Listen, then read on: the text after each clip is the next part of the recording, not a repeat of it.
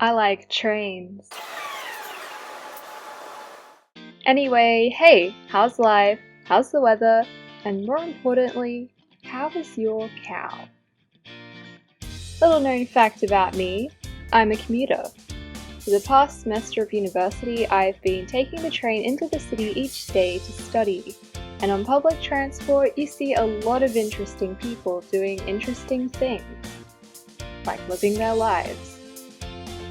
Being the strange person I am, I like to write down things I see or hear on the train, and basically anywhere. On Mondays, I'd always catch the train home with my friend.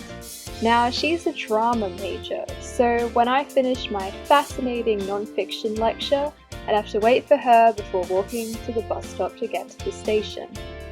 And I am thoroughly convinced that drama kids don't learn anything. Every walk to the bus stop would involve her talking about how they watched a full movie or did that performing thing that drama kids are so obsessed with. The lesson here is don't do drama. Actually, just don't take an arts degree, unless it's creative writing. That's the only useful one. Anyway, you see a lot of strange folk on trains. Drama students, real uni students, school students, business people, people going to the airport, tourists. So let's talk about it. This one time on the train, I was sitting across the aisle from some British people. One of them said, "I haven't been on a train for over 50 years. And they continued to talk about how things had changed over the years and were just really pleasant to sit near. They had a more northern British accent and were just really friendly folk. Especially in comparison to some of the bogans I've encountered. There was this one instance heading home where I had to suffer an extremely loud conversation between these two super Australian men. They were wearing the typical tradie outfits and everything. Blinding fluoro vest, boots, the works. Now, if you're not Australian, you are incredibly lucky, because these accents are some of the harshest things you'll ever hear. If someone had swallowed a flock of squawking crows, that's exactly what their voices would sound like. The funny thing about these two blokes is that they'd actually never met until that train ride. One of them got off a few stations before the other, and they said their goodbyes along with "it was nice meeting ya." Another time I had the pleasure of sitting through an hour-long conversation between these two music students. The girl sat right beside me while her friend sat across the aisle, balancing a guitar case between his legs. They talked about a whole bunch of things, from gigs to this girl's friend who was an extremely talented singer with deaf parents. They gave each other an epic high five after sharing their results for this music analysis task. The girl also talked about her work at the cinemas and how ridiculous ticket and food prices are. Now, I do feel a little bad for overhearing all of this, but they were talking pretty loudly and we were in the quiet carriage. Still, as an amateur musician myself, I appreciated that conversation. More recently, I met these lovely Korean girls. When I boarded the train, I took a seat across from a man in this 4-seated compartment area, and he was already mid-conversation with these girls across the aisle.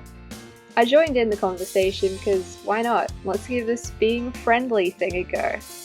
They were shocked when I guessed that they were Korean, but I can kind of tell the difference between Japanese, Chinese, and Korean people due to the friends I have. They were studying as exchange students in Brisbane and talked about how they want to live here. One of the girls is studying to be a nurse, which is pretty cool. For some reason they thought the Brisbane River was pretty. That's definitely a first for me. That river stinks. Generally, I ignore people's conversations and focus on doing my readings and assignments while on the train because I'm such a good student. The train's also pretty quiet for the most part. Another time when I was in one of those compartment areas across from some school kids, a couple joined us. The woman would laugh softly and eagerly show her partner what I'd assume is a meme on her phone, and he'd just quietly acknowledge it, smiling at her. And I don't know, it was just really sweet. They continued in this fashion, the man reading and occasionally making conversation with her, and the two of them just sharing a small laugh over another meme. I couldn't help smiling at just this nice, quiet affection. And then talk about it on a YouTube video to make myself feel a little bit more fulfilled with life.